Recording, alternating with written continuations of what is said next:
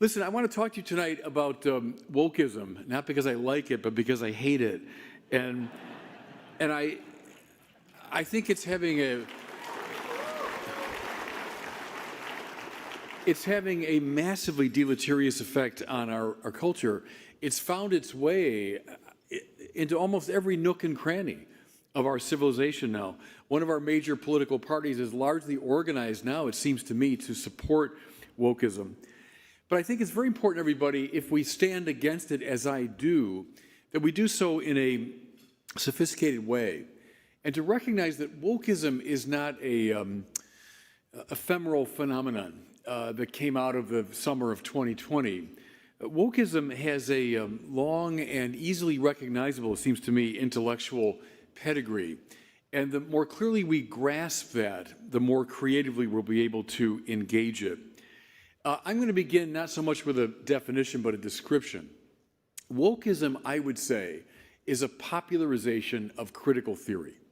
It's a popularization of critical theory having made its way now out into the streets. What's critical theory? Well, it's a movement that obtained largely in the French and German academies in the middle of the 20th century. Think of people such as Max Horkheimer, Theodor Adorno, Herbert Marcuse, Jacques Derrida, Michel Foucault, maybe the major names.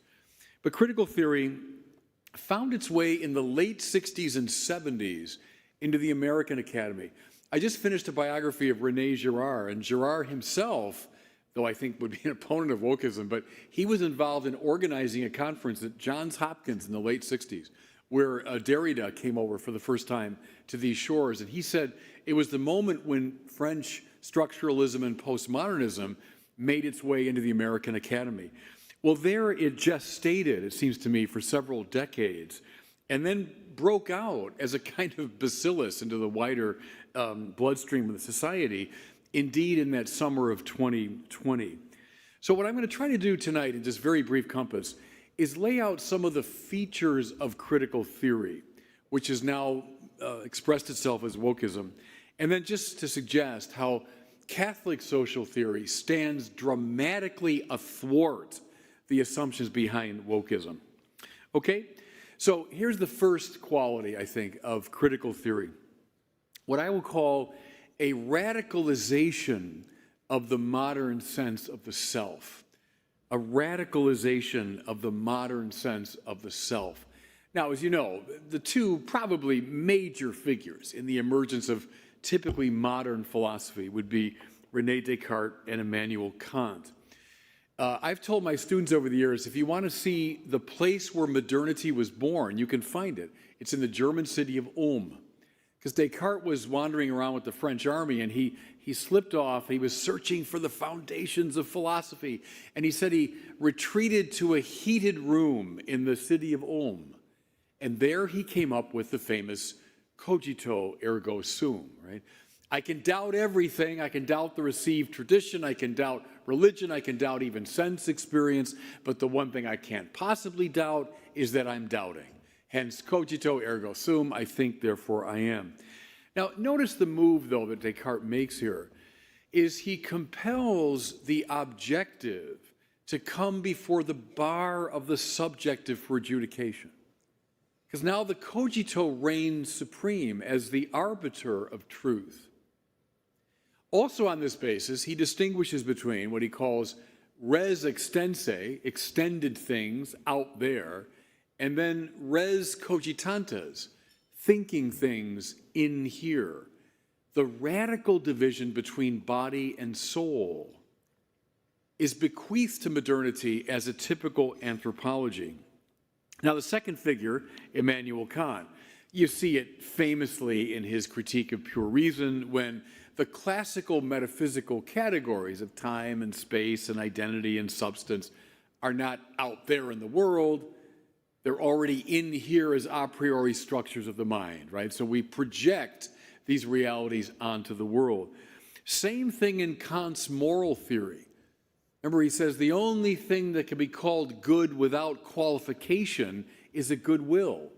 That means I'm not looking to my acts in the world to determine what's right or wrong. I'm looking at the quality of the will that chooses. The move, again, privileging the interior over the exterior. I think you could argue, read Cyril O'Regan on this point, that Descartes and Kant do represent a recovery of ancient Gnosticism, which in a very similar way privileged the sort of inside over the outside, tended to see the body as something dangerous and problematic and the real self inside. Now, critical theory, I would argue, radicalizes this modern sense of the self. So that the interior, the real me in here, is dramatically privileged over what's out there, over the exteriority of the body. If you don't see this influence in present-day gender theory, you're not paying attention. I mean, what do we hear all the time? And it's extraordinary to me how taken for granted it is, though it's a terribly erroneous anthropology. But it's taken for granted. Well, I mean, deep down inside, this is who I am. It just doesn't correspond to my body, so I have to change my body accordingly. That's a radicalized modern self, the privileging of the interior over the exterior. Just by way of contrast, consider this little line from St. Thomas Aquinas, my intellectual hero. Aquinas says, "The soul is in the body, yes, but not as contained by it, but rather as containing it." Let me say that again, because I think there's a whole revolution in consciousness there. The soul is in the body, yes, but not as contained by it, like it's deep down in here, hidden someplace, but rather as containing it. The body, Thomas calls it the form of the body, the soul rather, the form of the body, includes the body, animates the body, makes the body what it is. Therefore, this dichotomization between the real me in here and the body out there doesn't work. It's just erroneous anthropology. So there's a first theme, the radicalized modern self. I think we have to stand to thwart that. Here's a second quality of critical theory and therefore of wokeism. The relativization of the truth. One of the principal marks, I think, of postmodernism and critical theory is a deep skepticism in regard to any truth claims, except their own, by the way. I mean, that's all. That argument goes back to Plato and Augustine. Whenever you take a radically skeptical position, well, what about your own theorizing? But well, hang on. I think they take a cue here from Nietzsche's perspectivalism, that we never get a grasp of the way things are, but only our limited perspective on them. So they consistently pull back the curtain on truth claims to reveal the power plays, that are actually going on. I'll come back to that. But I think the inspiration for much of this is in maybe the patron saint of critical theory, namely Jacques Derrida. His densely complex texts, famously unreadable, but they function as a kind of scripture for postmodernism. Derrida, as you know, is famous for the deconstructionist approach. Now, what does he mean? Well, he deconstructs what he calls the logocentric approach of classical philosophy, which is to say, logos, language, words, can get us in touch with reality. Think of Aquinas, the correspondence of mind to reality mediated by language. It gives us access to the way things are. Derrida deconstructs that kind of logocentrism. And he says famously in his French, "Il n'y a pas de hors texte." There's nothing outside the text. I've got a text, and in classical thought, this text will get me in touch with the way things are. It'll get me in touch with the truth. But for Derrida, il n'y a pas de hors texte. There's nothing outside the text. Rather, what you have is an endless play of what he calls différence, difference. This word is not like that word, and this word relates to another one which is not like that one. And I stay permanently within the context of the text. Meaning always deferred, and hence his famous play on words. Différence, the difference of words, leads to différence, meaning deferral of meaning. I never know what things really are. It's always open-ended. Does that sound familiar? It's in the common rhetoric of even teenagers today, right? It's become the default position of most young people. There's no such thing as a real grasp of truth, but only an endless play of opinion, perspective, point of view, différence and différence, always deferring meaning. I heard Derrida at a conference once. Someone asked him, how would you define deconstruction? And he answered in his French. He said, deconstruction means, viens, oui, come, yes, yes. It sounds nice, but what does he mean? He means, look, I don't, this isn't the final answer here. This is not the truth, but there's always something new that can come, something fresh, some new way of configuring a text, some new way of thinking about it. Viens, oui. Permanent deferral of meaning and truth. That's a basic insight of Derrida. And what was once sort of whispered in the, recherché heights of the French Academy has come now to be, as I say, the default position. Who am I? What's the purpose of my life? What gender am I? Viens, oui. Come on, I'll think of it in a fresh way. Don't be tied to old perspectives. Be open, right? Here's something that when you read the woke theorists today, the comically absurd position that even math and science, even basic mathematical statements, 2 + 2 = 4. No, that's an expression of white supremacy. That's an expression, do you think I'm joking? That's exactly what they'll say, that math and science, even in these fundamental ways, are just plays of power, because you can never say that something is true. Viens, oui, always a new perspective. Okay? Third quality of critical theory, and therefore wokeism, what I would call a fundamentally antagonistic social theory. Now, hear the influence of Karl Marx. And Karl Marx is all over critical theory, and therefore, at least implicitly, all over wokeism. Marx, as you know, basing himself on Hegel's dialectical sensibility, thesis, antithesis, synthesis, the constant, ongoing development of absolute spirit, all of that. Marx takes that in, turns it on its head, makes it a dialectical materialism, and therefore reads history as the endless play, the antagonistic conflict between warring groups. He also took from Hegel, and this is very influential, it seems to me, in the present-day conversation. He took in Hegel's idea of the master-slave relationship. And when you read Hegel on that, it is fascinating. He's got wonderful insights about it. But that category of master-slave becomes a dominant category in Marx. What you have in history is a constant antagonistic play between the domineering one and those who are dominated, masters and slaves. What's the purpose of Marxist social theory, as he famously says?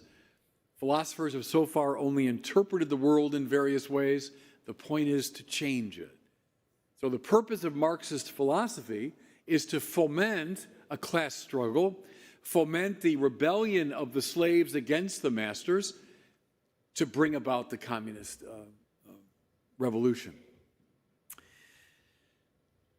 Watch how the critical theorists and the wokeists today take this basic Marxist idea, but they extrapolate from it.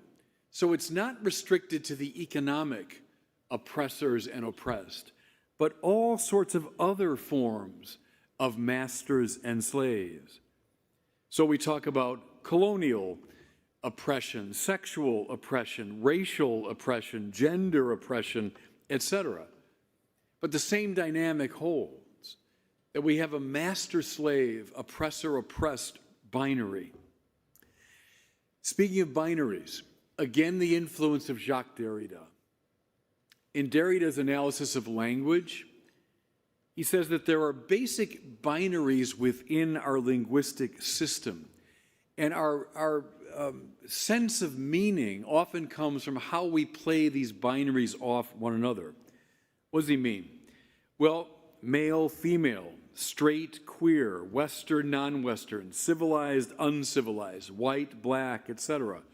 These binaries, Derrida says, haunt our language, and it's the way we tend to generate meaning.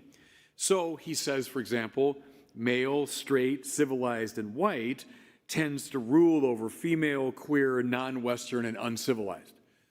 It's almost like a computer language. You know, it's on or off, it's 1 or it's 0. You have these binary options within the linguistic structure. I think that's found its way very much into wokeist social theory. What we have are these binary oppositions. Much of the strategy, Marxist in form, remains the same: to speak for those who are considered on the underside of these binaries, to foment, indeed, a struggle between the binaries of oppressor and oppressed. Notice how in so much of the woke theorizing, you have to fall on one side or the other of this binary. There's no third option. There's no blending of them. You're one or the other. That's the antagonistic social theory. Fourthly, and this again is very much from Marx, the play of substructure and superstructure. I was especially struck in the summer of 2020 by this, because I heard it all the time in the rhetoric of the woke activists. Remember, in Marx's social theory, Marx is a radical reductionist, right? I mean, everything comes down to economics. It comes down to that basic economic struggle. That's the core of a society. That's the substructure.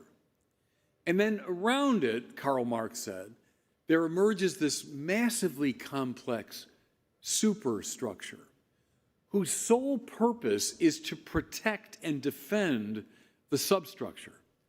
So for Marx, you got economics. In his case, it was the capitalist economy. And then around it is everything else in society: politics, art, entertainment, sports, religion, the military, government. All of it is simply part of the superstructural defense mechanism by which that substructure is defended. You know, like in Marx's theorizing, as you know, what's the whole point of politics? Just to defend the capitalist substructure. That's all politicians are finally interested in. What's the entire purpose of the military? To protect economic interests. That's why we go to war. And Marxists, if you read them to this day, will defend or describe every war ever fought as basically an economic struggle. How about the arts? Well, the arts are patronized by wealthy people, and the arts tend, therefore, to support and protect the wealth-generating quality of the capitalist economy. Maybe most famously for Marx, religion. So what's the point of people like me? Well, I'm a drug dealer for Marx, because religion is the opium of the masses, right? It's meant to drug us into a kind of, insensibility, so we don't realize the pain produced by the oppressive economic system we're in. Why are people like me fostered by a civil society? Because it's good for everybody that there are drug dealers around to calm people down. Religion's whole purpose, again, is to protect the economic substructure. Well, again, can you see this practically everywhere in wokeism?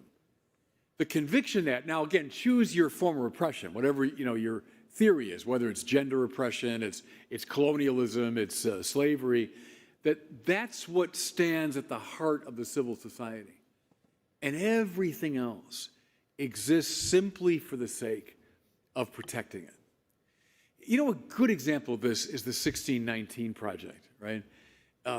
What does it all come down to? slavery and the attempt to protect and defend the slave economy. And so that project, in a very Marxist way, reads all of society through that very particular lens. Did you notice that during the summer of 2020, these almost manic attempts to tear down the various institutions of our society? You know, most famously, defund the police, but there were lots of attempts, seems to me, tear down the legal structure, tear down the government, tear down the police department. Well, that's part of a Marxist form of analysis. If these things exist simply to protect a form of oppression, then we should get rid of them. Okay, I've got 8 minutes. Lastly, I think critical theory, and therefore wokeism, sees power as the supreme category. Power as the supreme category. You know, if you're interested in the history of philosophy, this is a very intriguing proposal, because power is talked about a lot by the major philosophers. Think of someone like Thomas Aquinas. He would see God as all-powerful, yes, indeed. But he would also see God as simple. Therefore, all the divine attributes and qualities are finally one. Thus, God's power cannot be at odds with God's manner of being. Now you say, well, that's very abstract, but there's a very interesting upshot to all that. Could God, in his infinite power, make it the case that 2 + 2 = 5? Well, heck, he's infinitely powerful. I guess why not? Could God, in his infinite power, make adultery a virtue? Well, I guess. I mean, he's declared adultery to be bad, but could he declare it something good? I suppose he could, right? Thomas's answer is, well, of course not, because you're driving a wedge thereby between God's power and God's manner of being. Therefore, it's no restriction on God's power to say God can't make 2 + 2 = 5. Because 2 + 2 being equal to 4 is simply a participation in the truth that God is, right? It's no limitation on God's power to say he can't make adultery a virtue, because that would be at odds with his own manner of being. Thomas famously asks, can God sin? Well, and the objector says, well, of course God can sin. God is infinitely powerful. Heck, I can sin. So why couldn't God sin? Well, no, says Aquinas. Of course God can't sin. It would be repugnant to his manner of being. Okay, now why is this important? Because when you get past Aquinas now, into the late medieval and early modern periods, something has shifted. What emerges is a voluntaristic view, so voluntas, will, where the primacy of the will is emphasized. Indeed, God's potentia absoluta, his absolute power, is divorced from his being, so that, indeed, René Descartes can say, if God so chose, 2 + 2 could be equal to 5. The voluntaristic God has a power that can overrule, redefine reality. See, and that's a departure from what we found in Aquinas. Is it accidental, therefore, that in many of the modern philosophers, power becomes hyper-emphasized? You see it, for example, in Schopenhauer. You see it maybe most obviously in Friedrich Nietzsche. God is dead, right? Therefore, where did that potentia absoluta go? It went to me. It went to us. We now have this will to power. Don't tell me what to do. Don't tell me who I am. I can decide on the basis of my absolute freedom the nature of reality. Does that begin to sound familiar? I think coming right up out of the voluntaristic shift in late medieval, early modern philosophy to the contemporary period, The voluntaristic God has morphed into the voluntaristic, all-creating, all-defining self. You know, many in this room would remember Casey versus Planned Parenthood, right, 1992, the famous, infamous decision of the U.S. Supreme Court in an abortion case, where the justices said it belongs to the nature of liberty to determine the meaning of life and of existence. Oh, is that all I get to decide? But see, what is that? But that's, again, the transplanting of the potentia absoluta of God now into the potentia absoluta of the self.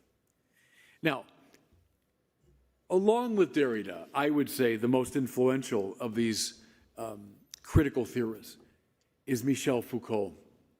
You heard that I was a doctoral student in Paris many years ago, and I arrived in 1989 in Paris. Foucault died in 1984, and you know how Paris, there's a restaurant and a bookstore on every block, right?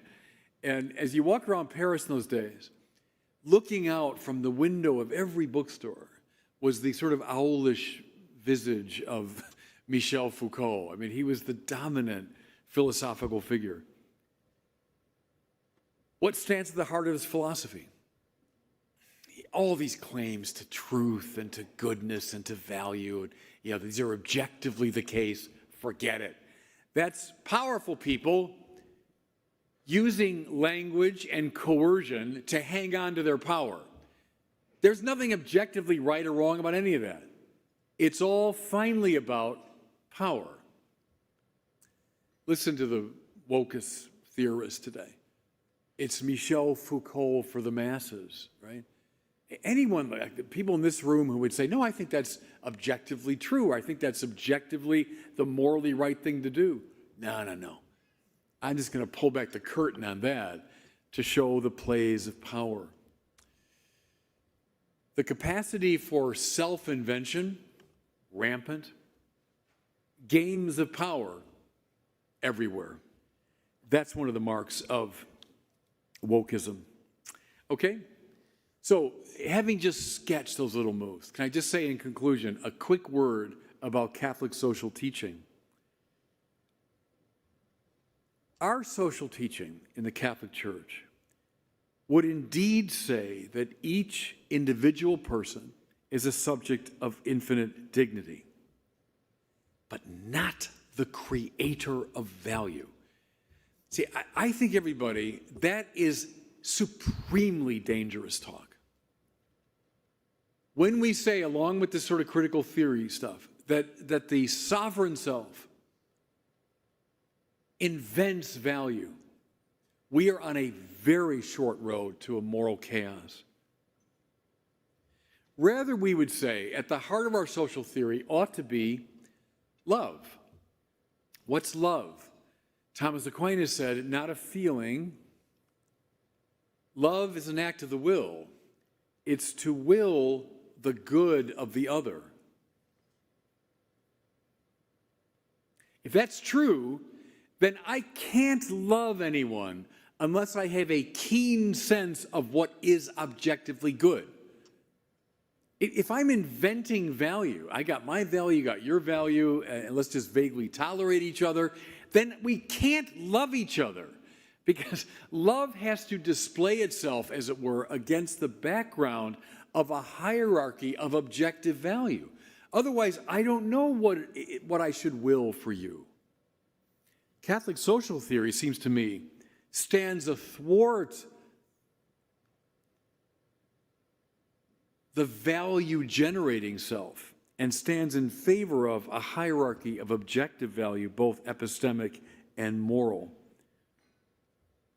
Secondly, Catholic social teaching does not advocate antagonism as the fundamental reality in the Marxist manner. Rather, it posits a cooperative view. Individuals cooperating with one another, indeed social classes cooperating with each other, owners and workers, you want to use the old kind of Marxist terms, cooperating with each other. It stands athwart the view that we have to see society in antagonistic terms.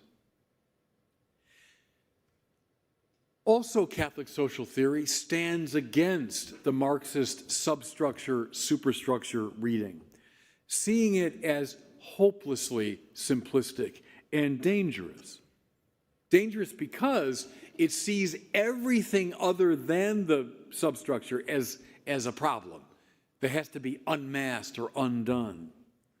Rather, Catholic social theory sees society as a very complex web of individuals and institutions subsisting in mutuality. But whenever you say it all comes down to, now fill in the blank, you're wrong, right? Society is a complex web, and how beautiful for that very reason. Finally, it seems to me Catholic social teaching decidedly does not hold to the primacy of power in this quasi-voluntarist way. Rather, it sees, I would say, justice and love as supreme. What's justice? Rendering to each his due. That's the classic Platonic definition. What's love? As I said, willing the good of the other. See, those are absolute values. It's a point I made in a talk I gave at Notre Dame a few months ago. The kids asked me about diversity, equity, and inclusion. And I said, well, sure, those are values secundum quid, as the medievals would say. They're values, depending on circumstances. They're values as far as they go. One thing I said to them was, you think you're a radically inclusive community here at Notre Dame? And heads were nodding. I said, well, how many people were excluded from the admission process so that you could be included? That's where it's a very simple point that inclusivity, sure, it's a good thing, secundum quid, depending on circumstances and sometimes under certain circumstances. Same with the equity and inclusion. They're good secundum quid. But see, justice and love are values in se. They're valuable in themselves.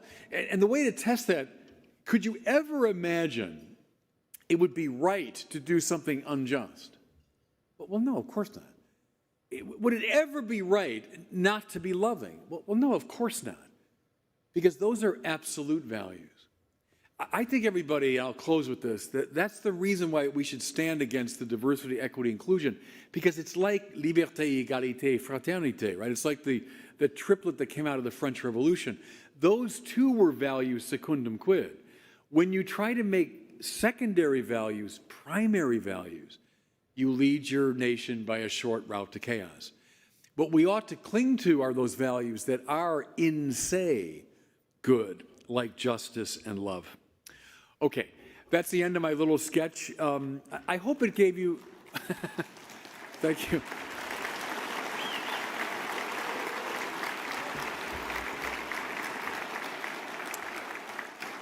I hope it just gave you some sense of how to engage wokeism in an intellectually serious way.